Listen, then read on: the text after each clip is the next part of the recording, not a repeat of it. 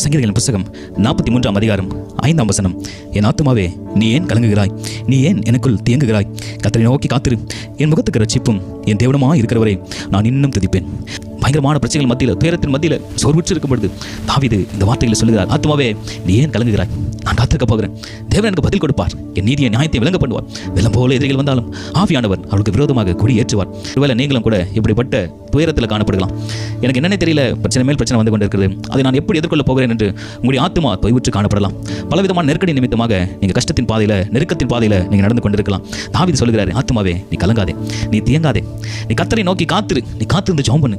அவரே நம் ரட்சிப்பு. ரட்சிக்கிற தேவன் ஒருபோதும் கைவிட மாட்டார். சோதனை வருகிற நேரத்தில், கடினமான நேரங்களில் தேவனை இன்னும் துதிங்க. தாவீது சொல்றாரு, நான் இன்னும் துதிப்பேன்.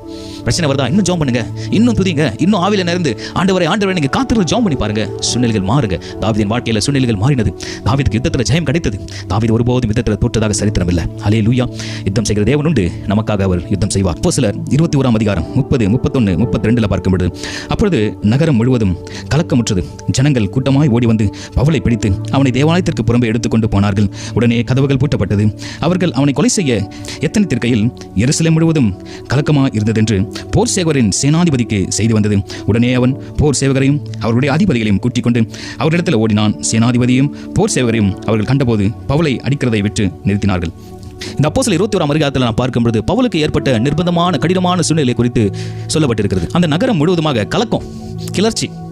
ஜனங்கள் கூட்டமாய் வராங்க. தேவாலயத்தில் பவுல் ஜெபித்துக் கொண்டிருக்கிறார். தேவாலயத்துக்கு உட்பிரவேசித்து கூட்டமான ஜனங்கள் பவுலை இழுத்து கொண்டு போயிட்டு அந்த தேவாலயத்துக்கு பூட்டி ஆலய கதவை அவர் மூடினார்கள். அவனை கொல்ல வேண்டும் என்று அவர்கள் நினைத்தார்கள். பட் எதிர்பாராத சம்பவங்கள் நம்முடைய வாழ்க்கையிலும் கூட நடக்கும். பவுலுக்கு விரோதமான சூழ்நிலை வந்தது. பவுலுக்கு விரோதமான திரள் கூட்டமான ஜனங்கள் எழுப்பினாங்க. ஆனாலும் பவுல் கர்த்தர் மேல் விசுவாசத்தோடு, நம்பிக்கையோடு கூட அந்த சூழ்நிலையை எதிர்கொண்டார். பவுல் அந்த இடத்தை விட்டு ஓடி போகல. அவர் அங்கேயே தான் இருந்தார். அவர்கள் எல்லாம் கூட்டம் கூடி பவுலை கொலை செய்ய வேண்டும் என்று அவர்களை அடிக்கிறாங்க. பவுலுக்கு விடாத அடிகள் இல்லை, அவர் அடித்துக் கொண்டே இருக்கிறார். சில நேரங்களில் எல்லாம் பார்க்கும்பொழுது சூழ்நிலைகள் எப்படியாக மாறும் என்பதை நம்மளால சொல்லவே முடியாது. பவுல் ஜெபம் பண்ணாரு ஆலயத்தில் பிரவேசித்து. ஆனால் சூழ்நிலை பாருங்க, ஒரே நிமிஷத்தில் மாறினது. பவுலை தரதரன்னு எடுத்துட்டு வந்து எல்லாரும் கூட்டம் கூடி அடிக்கிறாங்க. பவுலுக்கு தெரியல ஏன் அடிக்கிறாங்கன்னு. ஏன் அந்த ஜனங்களாம் சேர்ந்து கூட்டமாய் வந்து பவுலை கொல்ல வேண்டும் என்று நினைத்தாங்க. எபேசியன் ஆகிய ஒரு மனுஷன் பவுலோடு பேசிக்கொண்டு அங்கே நின்று கொண்டிருந்தான். அவன் யூதர் அல்லாதவன். அவனுடைய பெயர் துரோபிமு. இவங்க ரெண்டு பேரும் பேசிக் கொண்டிருக்கிறாங்க. இதை எல்லா ஜனங்களும் பார்க்குறாங்க. பேசிவிட்டு துரோபிமு வேற இடத்துக்கு போயிட்டான்.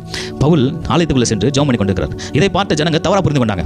பவுல் கூட பேசிக் கொண்டிருந்த அந்த மனுஷன் துரோபிமு பவுலோடு கூட சேர்ந்து போயிட்டு ஆலயத்தில் அவன் ஜெபம் பண்ண ஆரம்பிச்சிட்டான்ட்டு அவர்கள் எரிச்சல் அடைந்தாங்க. எல்லாம் சொல்ல ஆரம்பிச்சிட்டாங்க, எபேசியனை பவுல் ஆலயத்துக்குள்ள பிரவேசிக்க வைத்து ஜெபம் பண்ண வச்சிட்டான். ஆனால் அது உண்மை இல்லை. இதுதான் காரணம். நகரம் முழுவதும் கலக்கம் உண்டாயிற்று. என்ன பண்ணாங்க, பவுலை பிடித்து தரதரன்னு எடுத்துக்கொண்டு போயிட்டு அடிக்க ஆரம்பிச்சு பாரம் சுமக்கிறவர்களே, நீங்கள் எல்லாரும் எங்களிடத்தில் வாருங்கள், நான் உனக்கு இளைப்பாறுதல் தருவேன் என்று ஆண்டவராகிய இயேசு கிறிஸ்து சொல்லுகிறார். சமாதானத்தை உங்களுக்கு வைத்து போகிறேன், என்னுடைய சமாதானத்தையே உங்களுக்கு கொடுக்கிறேன், உங்கள் இதயம் கலங்காமலும் பயப்படாமல் இருப்பதாக என்று யோவான் சுவிசேஷம் 14:27 சொல்லுகிறார். எதை குறித்து